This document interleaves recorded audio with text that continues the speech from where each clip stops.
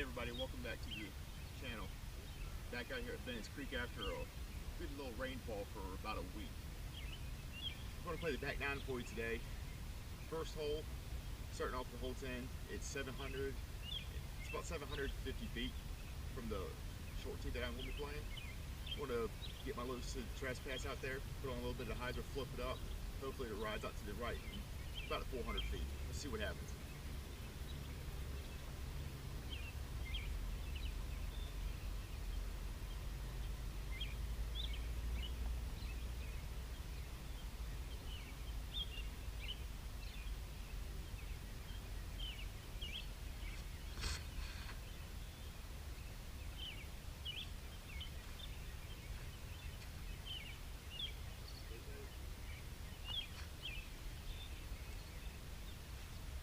Not a bad shot. Didn't get the flip up like I wanted, but it's also brand new, so let's see how far I got. I'm actually going to walk the tripod down the hallway so you can get a good idea as to how long this hole really is.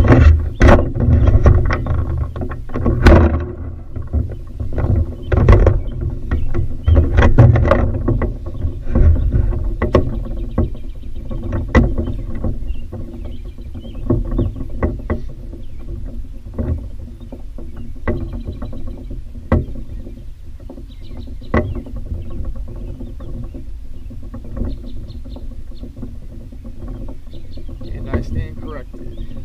The tee sign on the short pad is 791 feet.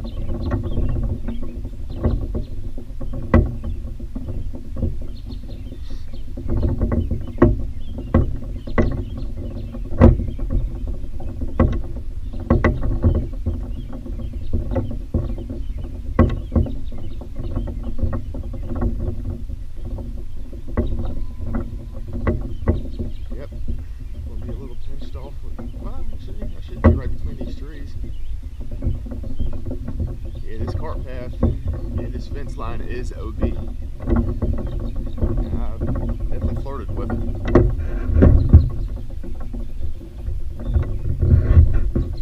So those little, I'm not gonna say little, but those pine trees down at the very end is right where the basket is. So let's see. Shot I can get out of this.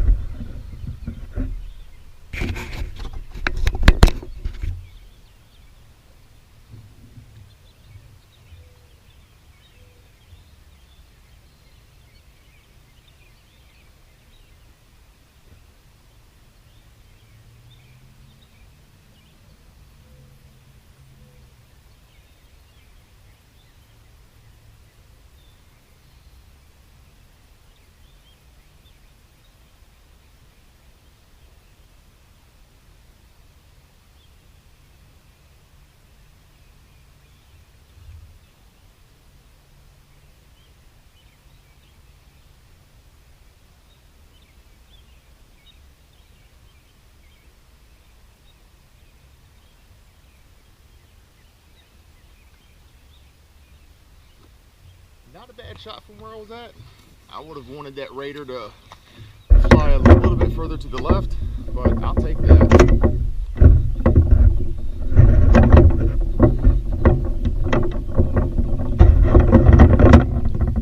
And we're walking and walking.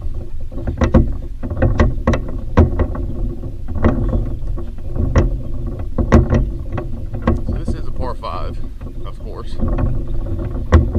I typically do birdie this hole. I'm still trying to get my first albatross from it. But I also need to be able to drive 550 feet to even get close to getting like that. Or just a lucky second shot.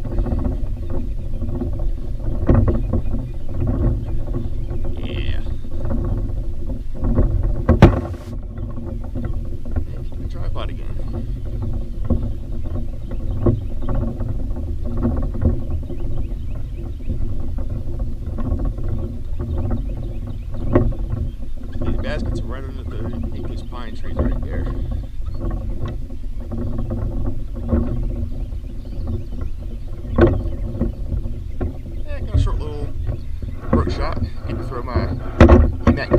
first time. Let's see what that gets me.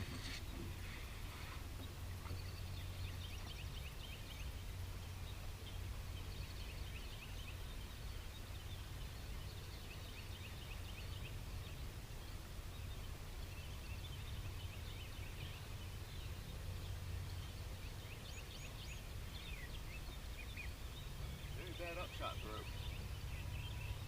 Very bad throw.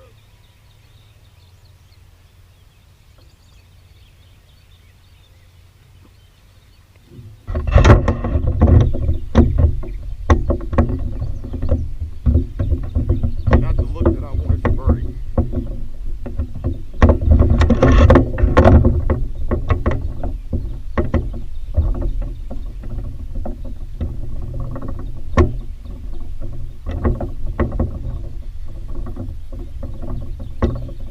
And I went back and watched the video for the front nine, and I was actually not too under par. It was hole 3 where I had the 2 missed 5-foot putts. I didn't want to believe that I took a bogey on that hole, but I did.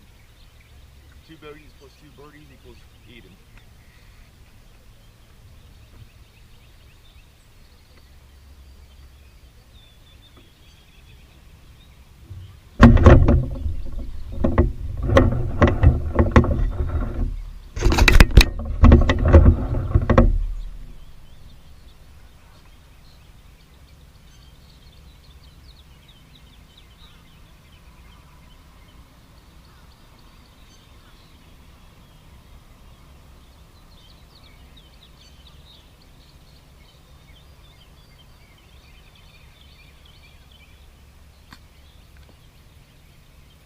Par it is.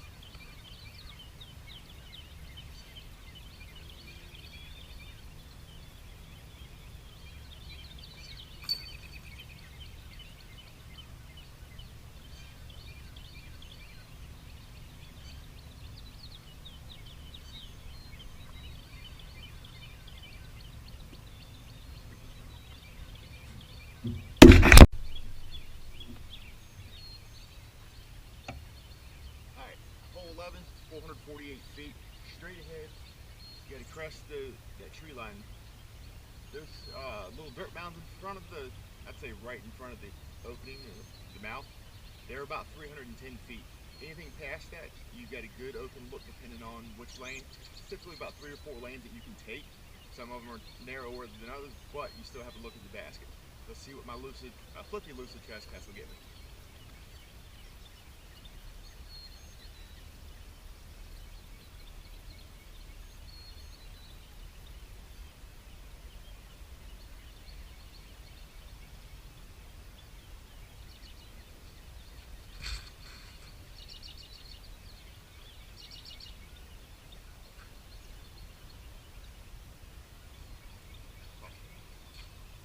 That was a money shot right there. Not only did I make it in the mouth, I've crested those little dirt mounds, probably about a good 20 feet past them. Not a bad shot. I have the one skinny tree in front of me that keeps me from going straight at it. But I can at least get my slammer out there on a good flick and flex it around those trees. Oh, I don't have my slammer with me anymore. I took it out of the bag because I have my EMAC judges now. So let's go with my BT medium heart.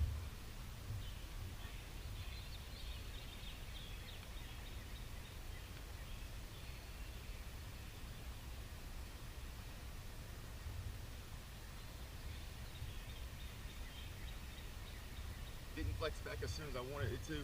Got knocked down by a bush, but I'm still looking at 20 feet for a good birdie. Hole 11 is a par 4. So I do at least have a good look at the basket. Yeah, that's a good look at the basket. I'd want it to be 10 feet or less, but can't really complain and argue about that.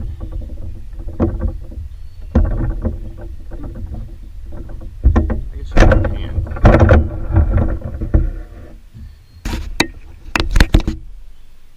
And sorry for the noise, everyone. I'm using my GoPro. It's the only camera I have, so if you hear a little static, That's because of the camera.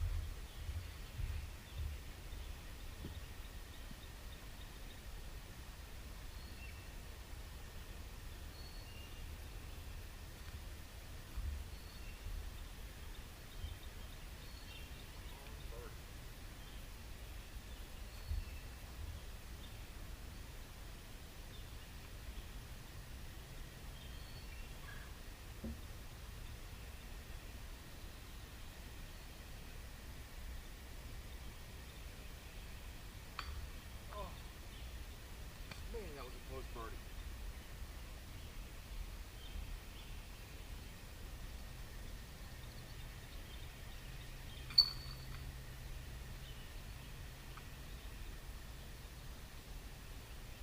That one tree got in my head.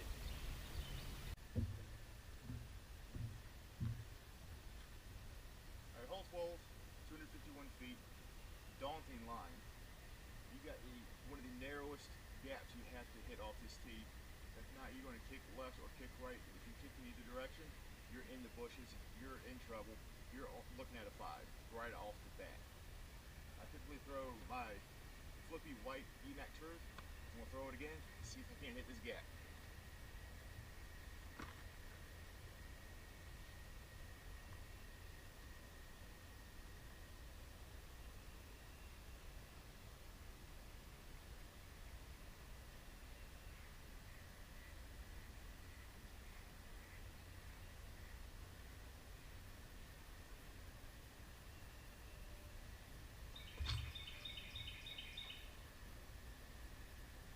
Gap, didn't get it up, skipped on the ground, but I made it.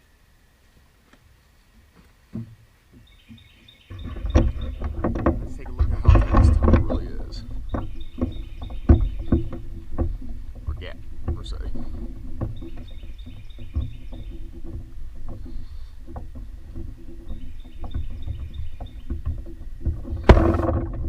And that was a tripod again.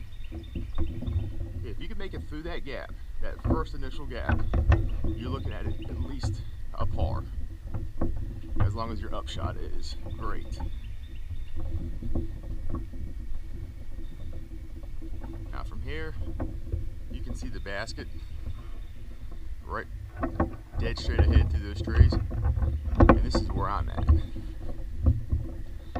So I don't have too bad of a look at it, but I really don't have much of a good upshot.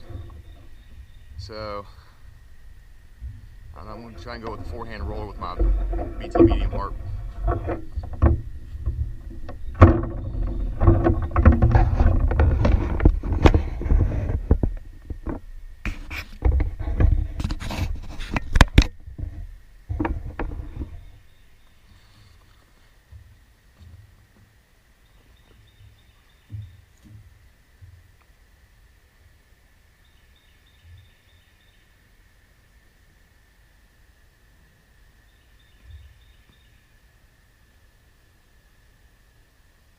Keep going.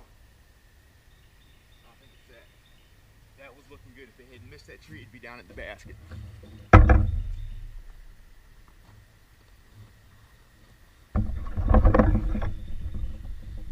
we're walking.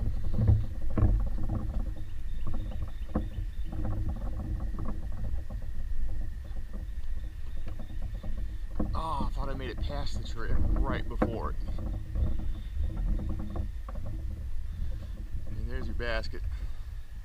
So if I tried going with the left side, I would be looking at this to the basket. Go straddle out to the right side.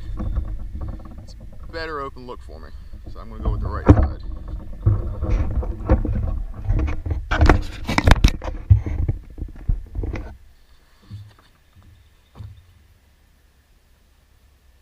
And this hole is a par 3.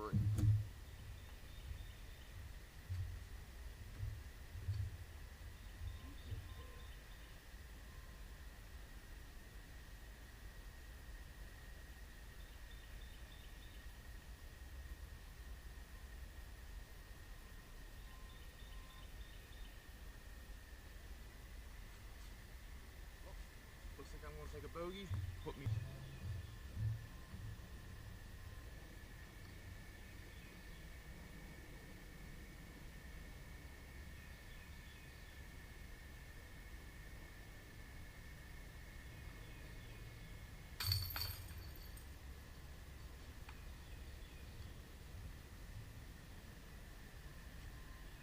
you actually pay attention on the back nine, the biggest issue most people have with this course is that the back nine doesn't have any tee pads.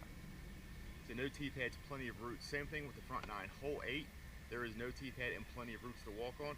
So the run up is kind of hard to get, but it is possible. A lot of people come out here and they like to shoot even. Some people say if you can come out here and shoot even to 3 over, you're doing good as an amateur.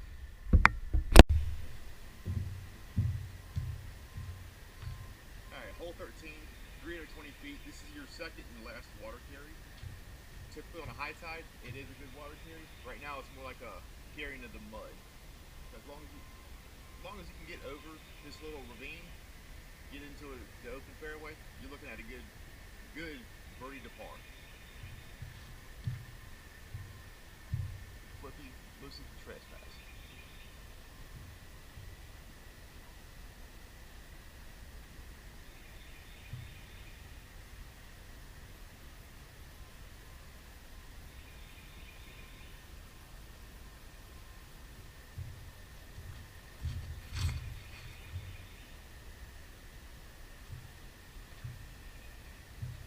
Well, it was going a little too far right.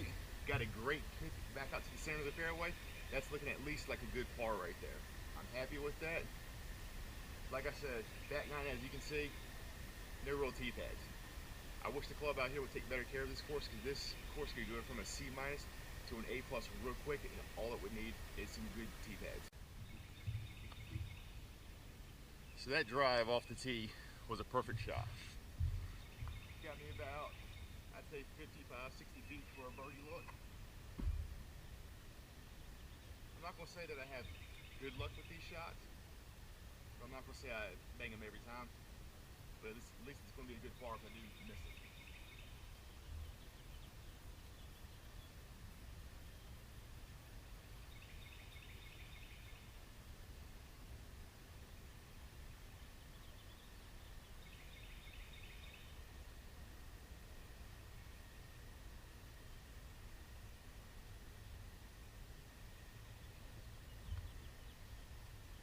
Well, gave it a good bid, came up a little short, but like I said, it's going to be a good par. Hole 14, 265 feet. Got a little bit of a tunnel that you have to make it through. Get through this gap, no matter where you land it except for left, you're going to have a good look at the basket. Let's see if my UMAC shoes will get me again. Without dropping it.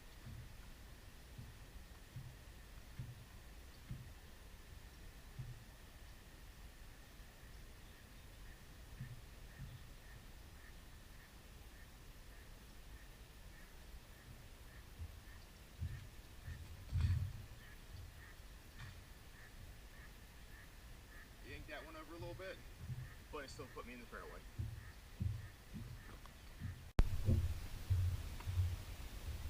So from right here to the basket, you're pitch up for a good par.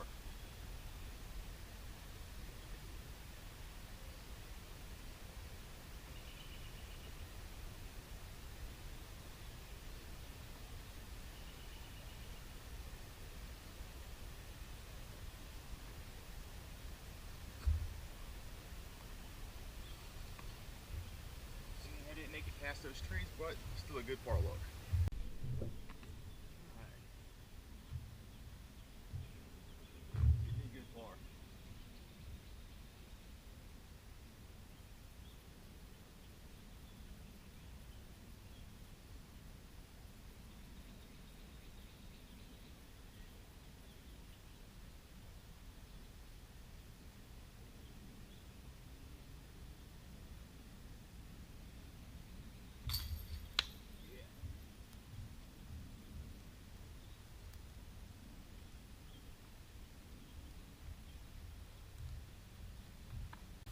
Hole 15, 245 feet.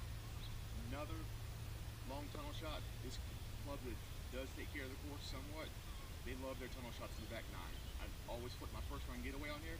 We'll flip it again and see what it gets me.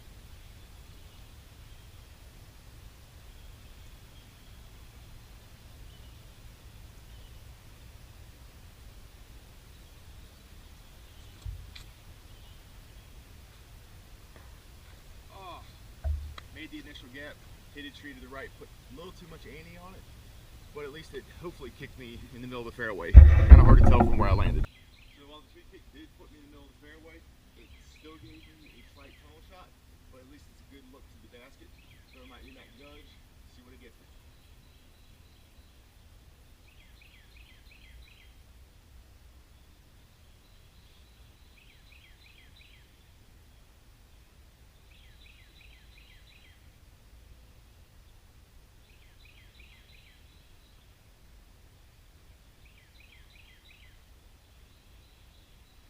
That's at the basket, probably about 15 feet away.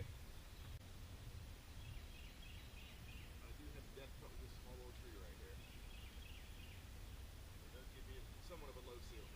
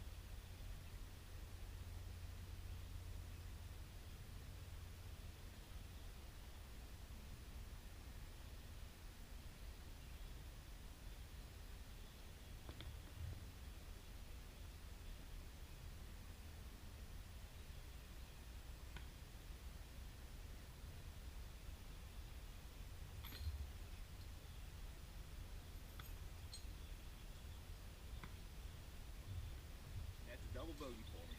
5.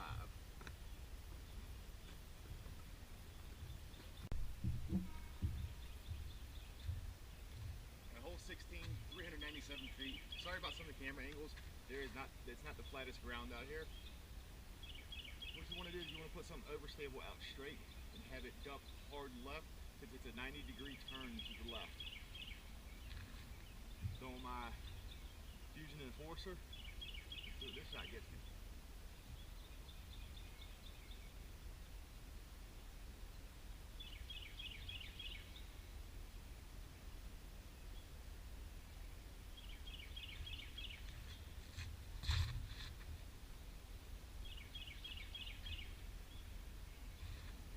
Shot was perfect.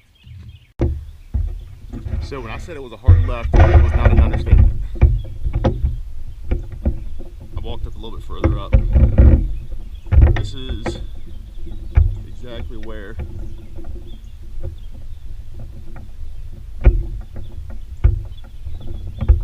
you gotta go. And the basket is right there, straight ahead. Maybe my shot wasn't as perfect as I thought. Oh, there it is. Yep, a lot better than I thought it was. I thought it was going to be perfect, and I came around here, didn't see it. But yeah, I made it out, made it around the corner. Here's a better look at the basket for you. Straight ahead. Let's throw that EMAC Judge again.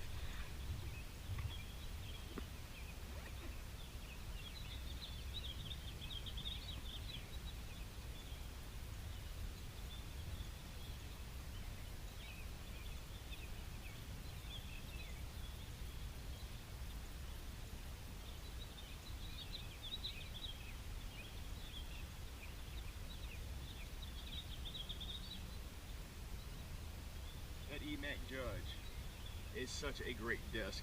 If anyone has not picked it up yet, I'd highly recommend getting one when DD gets more in stock. That disc, it just flies straight. I was wanting to put it a little bit closer to the basket, but I'll take that shot right there.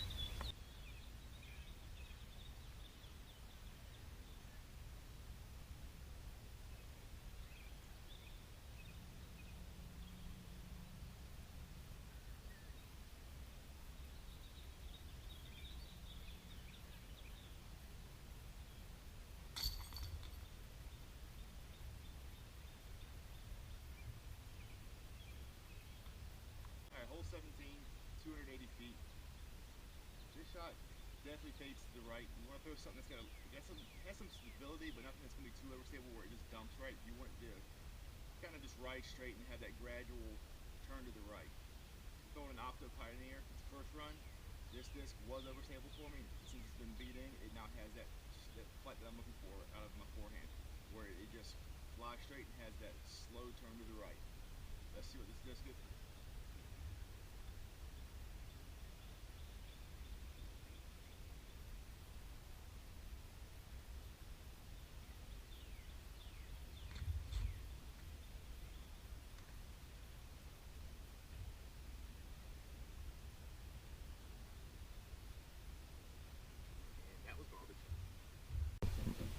Not the best shot. I am actually right in this bush right here, right in the middle of it. So I'm going to have to try and throw something that's still going to have that right turn. That way I can get all the way down there. Well, let's see what I got.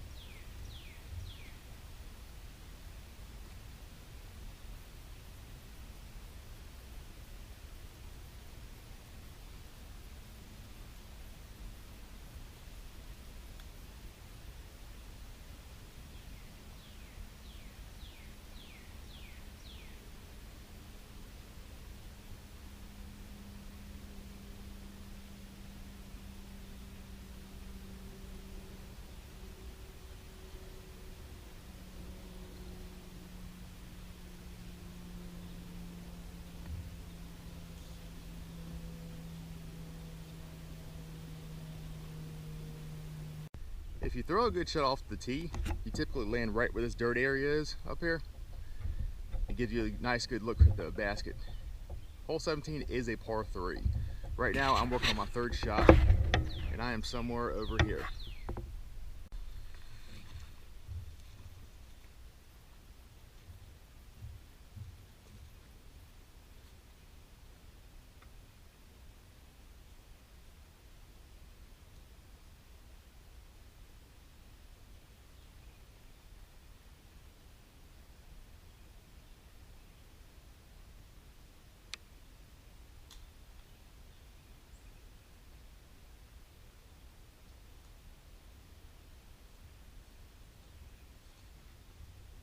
So from that third shot, I'm looking at bogey at best.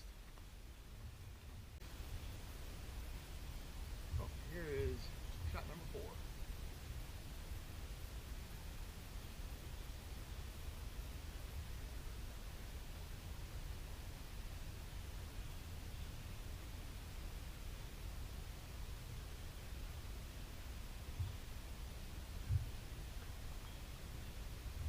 Under the basket for an easy tap in 5.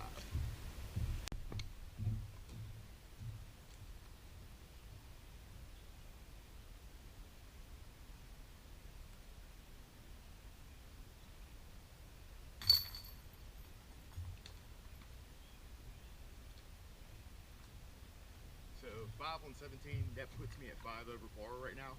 Right now it's not the best scores. Normally I can come out here, shoot anywhere between 2 under to 2 to 3 over. This has not been the best of back 9s for me, but in a tournament, this would at least get me within the top 20. Alright, hole 18, 287 feet. Again, another tunnel shot.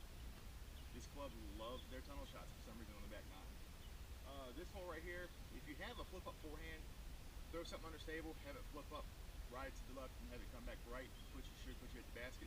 That's a shot that I don't really have in my bag. I'm working on it. So I'm going to take my Lucid Trespass, put it on hyzer, have it flip to the right a little bit. Hopefully it rides the hyzer longer than it takes to flip. See what it does.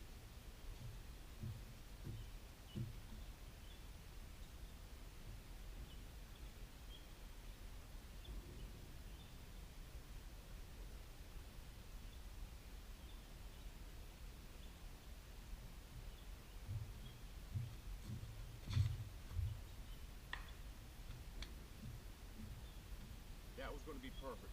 It would have rode the hydrant through the gap, flipped up, came to the right, and put me right at the basket. Instead, I hit the last tree at the end of the gap.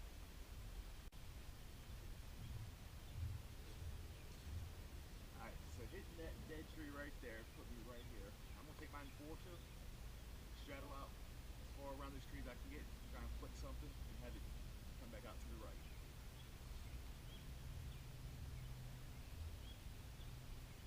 Last hole, do or die is just practice, right?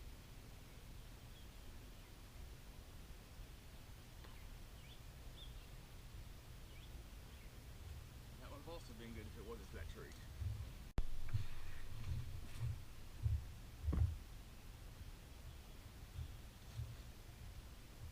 Alright, right now, I have nothing but guardian trees that went in the way of the basket. I do have a small gap to the right that I can take, so I'm just going to put one of my EMAC judges right to that right gap to get me as close to the basket as I can.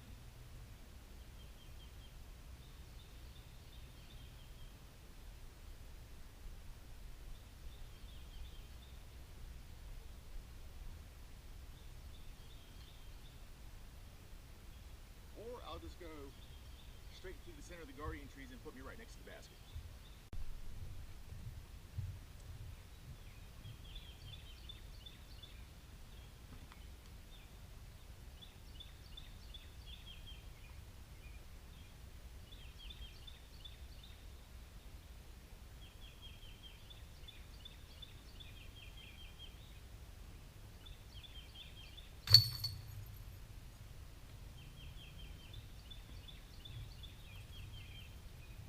Well, hole 18 gave me a 4, puts me at +6 for the round. Like I said, it's not my best, definitely not my worst out here.